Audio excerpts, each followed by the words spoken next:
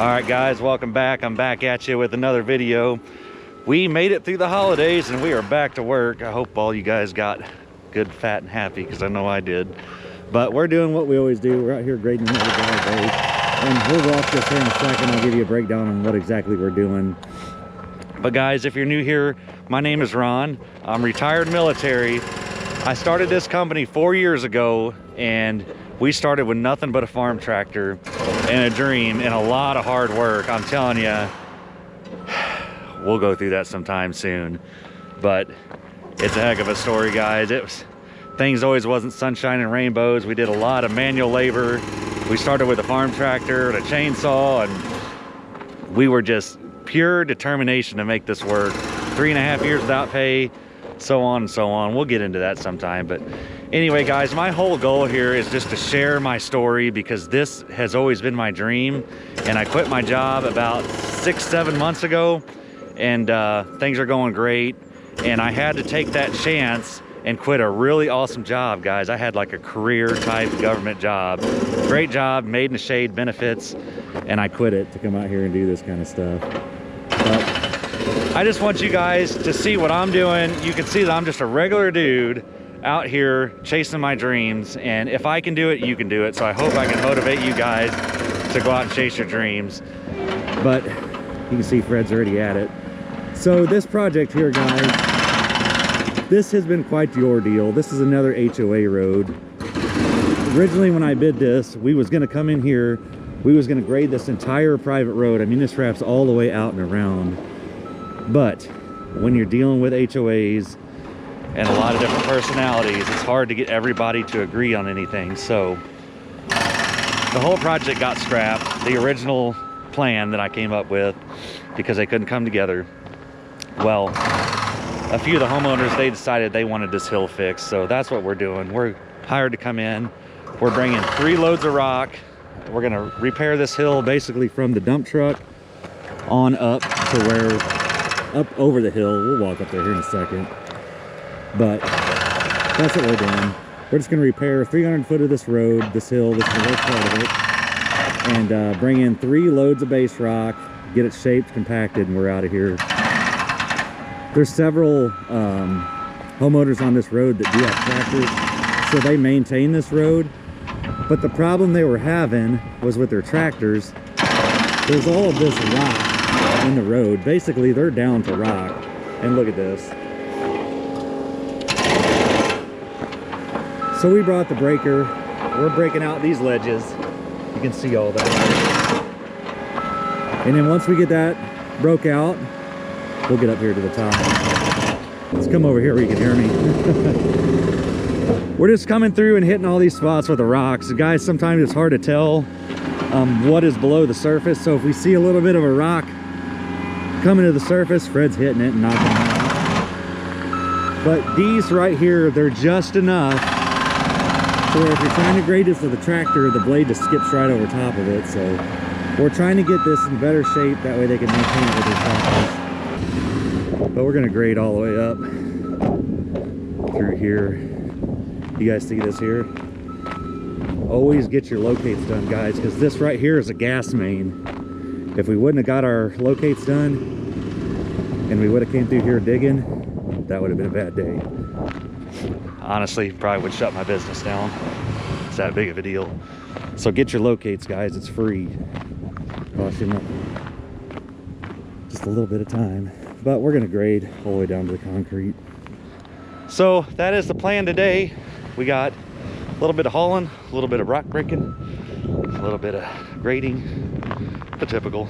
I need to run over, grab our leaf blower. I bought a brand new, I think it's a Stihl BR 600 maybe, I could be wrong. It's a really nice big Stihl leaf blower, and come over here so you guys can hear me.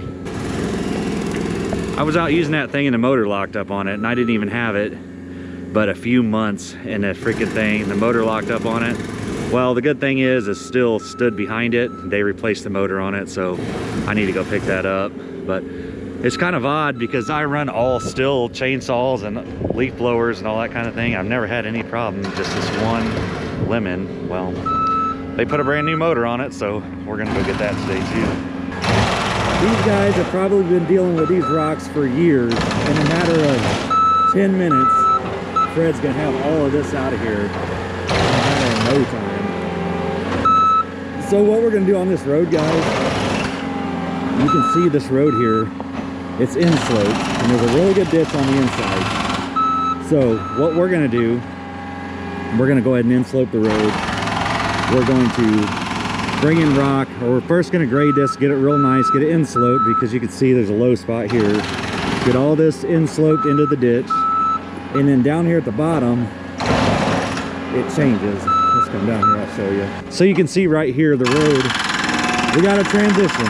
So we go from up there, we go from outslope to here to inslope. So this right here, guys, the best thing we're gonna do here, you can see how water is coming through here and it's staying on the road down through there. So we're just gonna cut this out. We're gonna make a little turnout. That's all we're gonna do. They're pretty cool about it. And there is a gas main here. We don't know how deep that is. So we're just gonna set the bucket on the ground and shave it off. I don't wanna dig around these gas mains, because that is big boy work. You hit one of those, you're talking fire department shows up, they evacuate the area.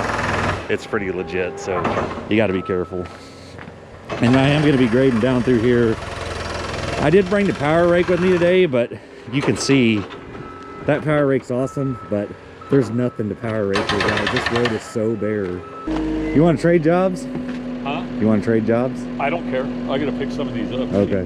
Dig them out there. Yeah, I'll help you. I'll let you run the truck. We got 3 loads to run.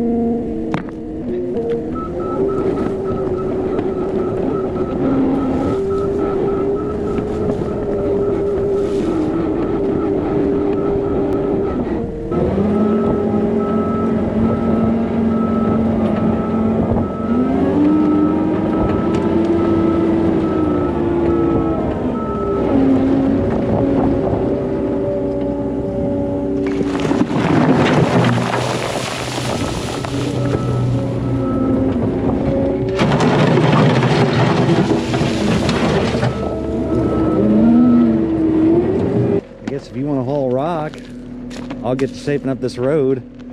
I'll send you a pin, that way you can find your way back here. Yeah, this road here is the only one I don't know how to get to. Just don't turn down any dead-end roads like we did on the way in. That was fun. But I'll start shaping this up. Just go to Magruder there, off 5. 1-inch base? Yeah, yep, that'd be perfect. So this is what we got. It looks like a bomb went off, but this is the part of the project, guys, where you don't panic. This will come together, trust me. It looks like crap, but this is gonna come together. You'll see. Let's get her shaped up. Looks bad, doesn't it?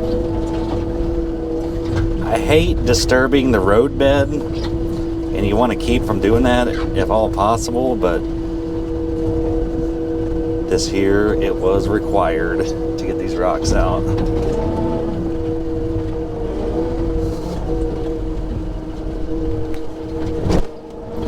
I left the house and didn't even bring my tilt attachment. It's so cold out. It's 17 degrees right now. Yesterday, it was, I think it was almost 70 yesterday morning, and I was outside working on some stuff, changing oil in the dump truck and whatnot, and washing some equipment. This wind picked up, and let me tell you, you could feel the temperature change in one gust of wind. It went from t-shirt weather to coat weather. Where's my phone? Stand by, guys. Never-ending phone calls. Sometimes it's hard to get anything done because, guys, I preach it. It's hard, but sales is your #1 priority. If you're in business, sales has to be priority. You see, I always stop what I'm doing and answer the phone. Guys, you can't be making excuses and say you're too busy to answer the phone and whatnot. You gotta answer your phone every time. I will always stop what I'm doing to talk to a customer.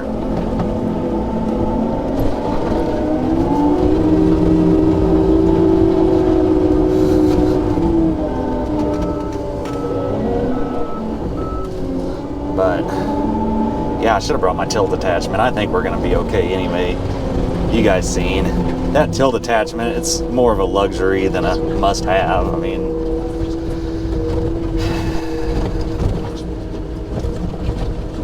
I hate these bigger rocks in here. This thing will really shape up when Fred gets back with that first load of rock.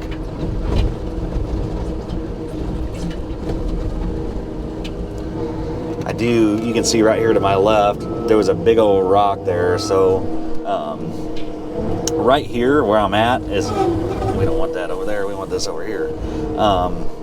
Right here is where the road goes from inslope to outslope, and I need to repair this ditch right here because there was a big rock. So you can do a lot of this with a skid steer, guys. You don't need to bring out an excavator if you're just doing minor little ditch clean outs, stuff like that. See how you do that? Let me move you guys down here. Well, can you see? Let me see. Nope, you guys cannot see. Then camera moved. So what I was saying was I got to repair this ditch here. Now that you guys can see, at least I think you can. Yeah, you guys can see.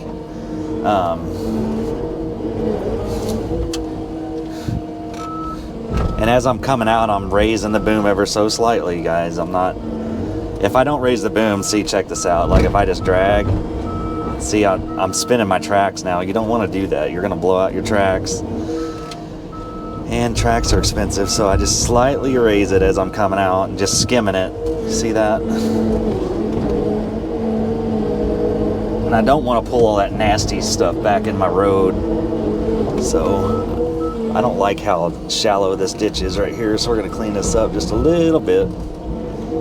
See that? Just a little bit. Boom. Boom, boom. Actually, let's come over here. This whole ditch right here. Yeah, I'm gonna call it good. I didn't sign up to shape up ditches. And you can see there's not even a ditch up here, but it doesn't take long to at least fix what we messed up. If that makes sense. Big old rock that came out here.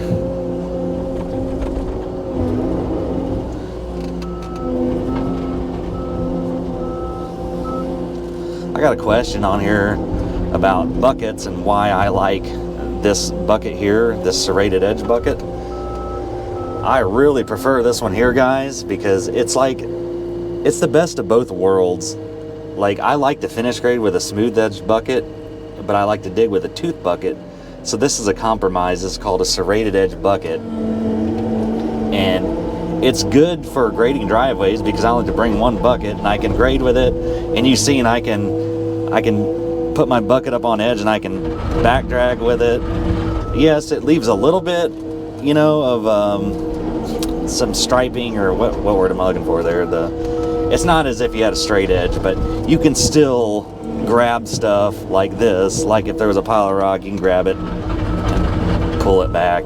If you guys hang with me long enough, especially today, you'll see me doing that out here. But with a tooth bucket, you can't do that. So it's like a hybrid between a tooth bucket and a smooth bucket. And if I had to have one bucket, this would be it. I do have a smooth bucket and a tooth bucket. And this 335 that we're sitting in now, we just got it, and it came with a 90-inch bucket. Big boy bucket. We really need some rock in here to shape this up. There's just nothing here. So I'm not gonna get too carried away until Fred gets back with the rock, so.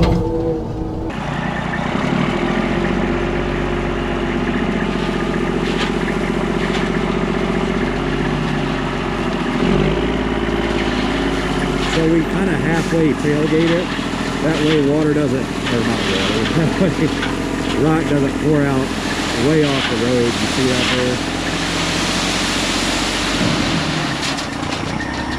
there? Of course, Fred got some off the road.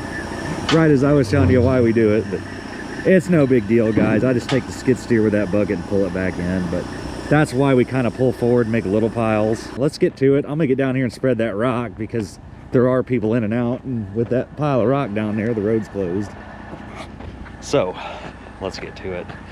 And it is so cold out here. It's like 17 degrees, and I wore wool socks, and now my toes are sweaty. That is a bad deal. This always looks worse before it looks better, guys. It's just part of the process. Sometimes I'll get customers, they like to watch, and they like to help and try to I'm trying to say this kindly. They try to be involved, and sometimes I have to tell them, like, all right guys, you got to go in, let me do this. It's gonna look worse before it looks better. It's just part of the process. You gotta trust me. And it always works out, but you guys get it. Some of our customers, most of our customers, are all retired, and they just enjoy us being out and watching us work, and I don't mind at all. Don't get me wrong, guys. So I want to, you guys are not inside the cab with me, but I'm looking at my slope indicator. So here to my right, that is Inslope 4%, and then over here it's less. We're like 1%. So I'm going to build up this side more than I am that inside, if that makes sense. And that's how you slope a road, guys. That's how you shape roads, is just by moving material around. I don't know how this video is, you know what, this may be a bad idea. I got you guys mounted to the bucket, and I'm shaking the crap out of it. Let me move you guys, because I don't think that's gonna work. All right. So this machine, guys, in all transparency, this is a new machine to me. This is only the second job I've had it on, and it's throwing a code this morning. A hydrostatic, an HST filter restricted. I don't know if it's because it's so cold out or what, but the code keeps coming and going, and it's, I don't like it. But Martin will make it right. They're real good about it. That's my dealer. It's not enough to keep me from working.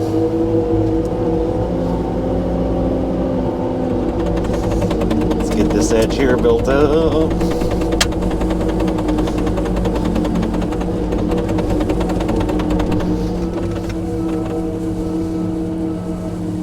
One of these days when I get on a road job and I'm spreading clean rock, you guys will see it's like water. This base rock, look how clumpy it is. See that right there? Look at this. See that? That's why it's hard to tailgate. It breaks up real easy, but it's real clumpy. But a little bit of moisture in this is good, because that just means it'll compact better for me. So I don't mind it too much.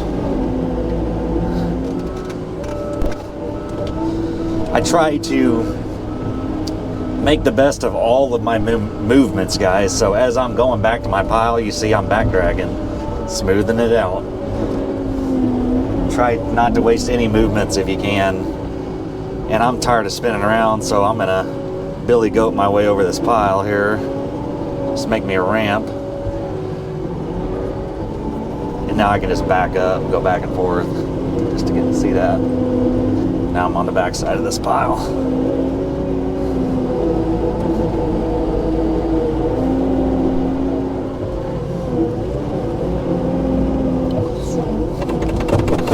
I love this stuff, guys. You can do this, I'm telling you. You can do it.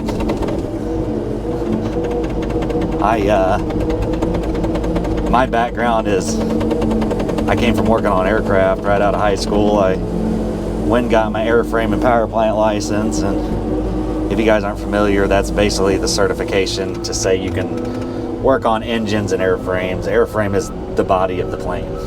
So I never had a professional background in heavy equipment, is what I'm getting at. I was always an electronics nerd. In the military, I worked on aircraft, the F-15, the B-2 bomber. And then I worked for the FAA, the Federal Aviation Administration, for a while. And for them, I worked on radios, navigational equipment, instrument landing systems, basically everything in an air traffic control tower and airports. So lights, things like that, engine generators. We were like the jack of all trades. We even did building maintenance. The government, I tell you what, everybody always talks about government employees, but yes, it is a good job. I'm not gonna say it's not. Paid well. We lived a very good life. I didn't even work hard, guys. It was we won't get into that. I work harder now than I ever have, but it's way more rewarding, and every hour I put into this is for me and my family, so I like it. The government's just it's hard. All of the politically correct stuff and the way they hire and fire, and things just aren't fair, I guess. Basically, you'll have one guy that does like a lot of work, and then you'll have another guy that does not, and you're both getting paid the same. So the one really awesome guy is out there killing it, doing all this work, while the other guy is dragging the shop down, and it all just equals out into a big old mediocre work site, if that makes sense. So there are a lot of awesome dudes in the government, but there's a lot of not awesome dudes in the government, which brings the overall workforce down, if that makes sense. I don't know. I'm not complaining, guys. That's why I left. If you don't like what you're doing, change it. It's that simple. I did. Now look at me. Here I am talking to you guys, grading driveways, and I'm happy and I love it. And I appreciate you guys being here.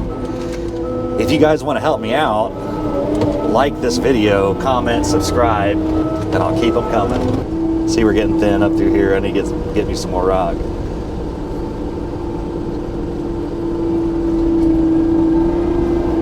Let's talk about this for a second. Inslope, outslope, and crown roads, they all have their place. This here, it was already kind of naturally insloped. Another good thing about insloping a road, guys, is for safety. And let me spin around here, and you guys will see exactly what I'm talking about. So you got to think, we're here in the Midwest. We get snow, ice, all kinds of things like that. And there's a lot of people that live on this road. Right here, look at this. If this is a solid sheet of ice, if you're going to slide off the road, which way do you want to go? I want to go to the left.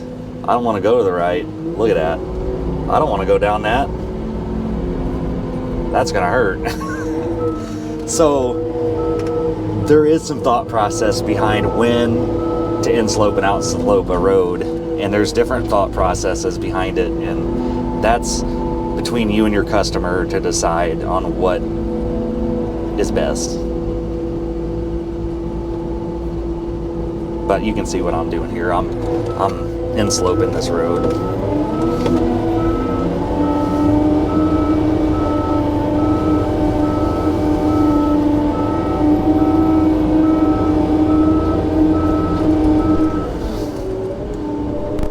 Sometimes you get in the middle of the day and you get these shadows in the road like that, and it's kind of hard to see. I know there's a low spot there. But man, I tell you, that was 15 tons of rock. It does not go very far. So I can't wait for this summer. We got some plans. We bought a camper. We bought a bunkhouse camper in September. And my family, they love to fish and camp and swim and be at the lake.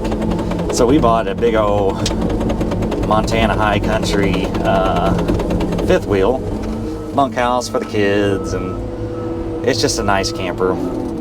Anyway, our plan this summer, we work down here at the lake a lot. We only we live here basically. We live up about 20 minutes from here, but what I plan on doing is this summer when the kids are on summer break, I am gonna park that camper at a campground and I'm gonna work from the camper.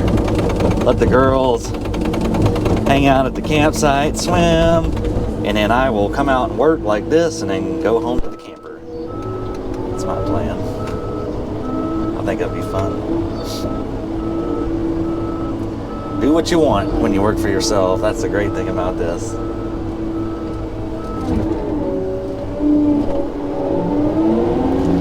Speaking of doing what I want, I almost didn't work today because it was too cold. I was like, you know what? It's cold, but I didn't want to be a wuss. So here I am. Loading up and unloading the worst part. Now I'm sitting in this machine kind of hot and sweaty.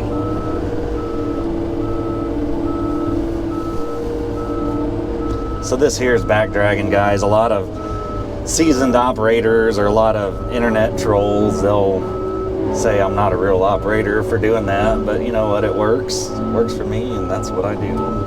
So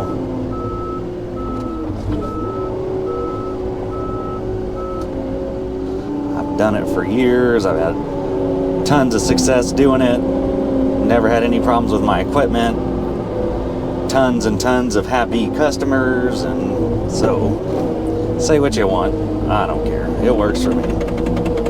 And Fred is back with the last load of rock, and he's gonna have some downtime today because that is the only thing I got for him. He's Mr. Trucker today. I changed the oil in this truck yesterday again.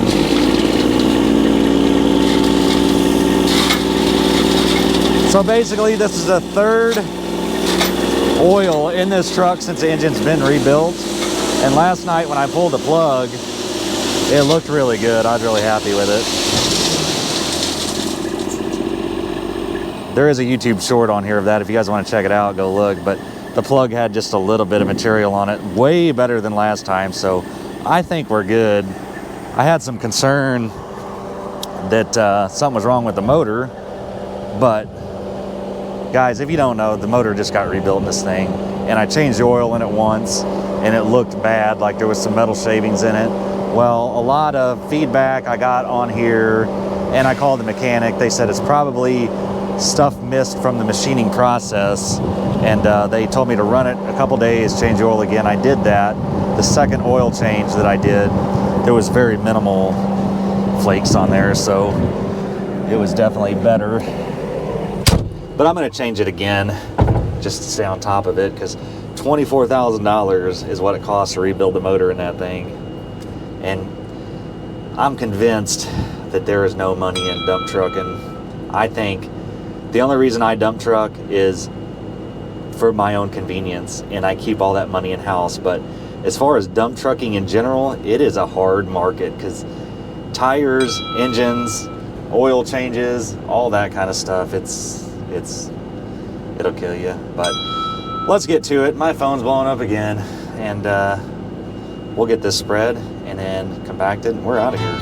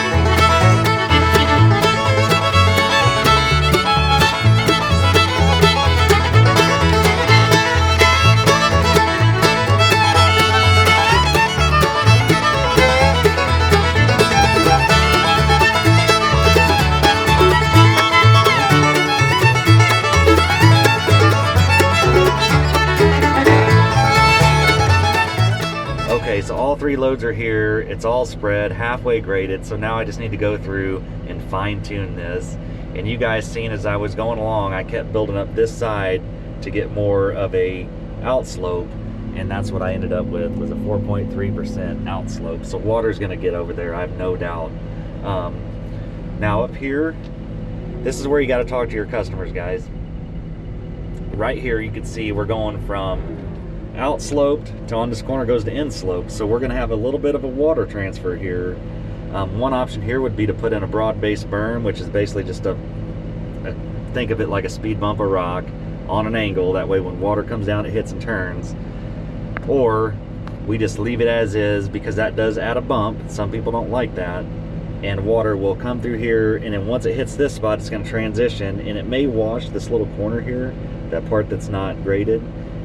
And these customers here, guys, they have their own tractors and they do maintain this. So it's nothing for them to fix this. So what I'm getting at is those are the options. On this road, we're not putting in a broad-based berm, and this is what we're working with. I just wanted to share that with you guys. All right, guys, so I am on the home stretch of this, and I'm running out of time. The day got away from me. This customer, they added a little more work, so it took a little bit more time than expected, and with it being so cold, it took me and Fred a while to get loaded up this morning, because it's rough. And I was out here grading one of the neighboring communities. They heard us out here working, came and talked to me. I went and bid some work on their community road, and it sounds like I'm probably gonna get it, so that ate up a little bit of time as well. That's okay. Like I said, sales is your priority, so I shut her down and went and did a bid. It's okay though. Always looking for more work. Look at that. Isn't that so rewarding? And this makes me so happy. This is like perfection. I love it. Watch this.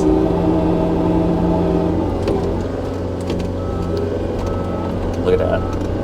Man, love it. I'm on the home stretch. Right after this, all I gotta do is roll it, and we are done.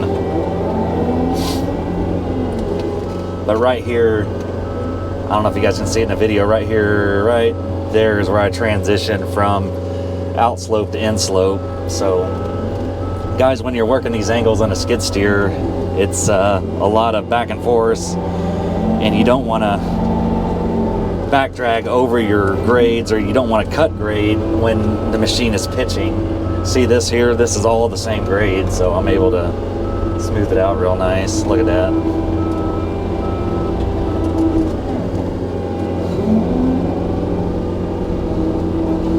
Right up here, right there is where it changes grade, so I'm not going to go any farther.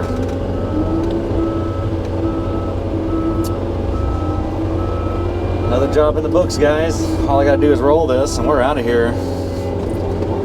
Clean up the edges a little bit.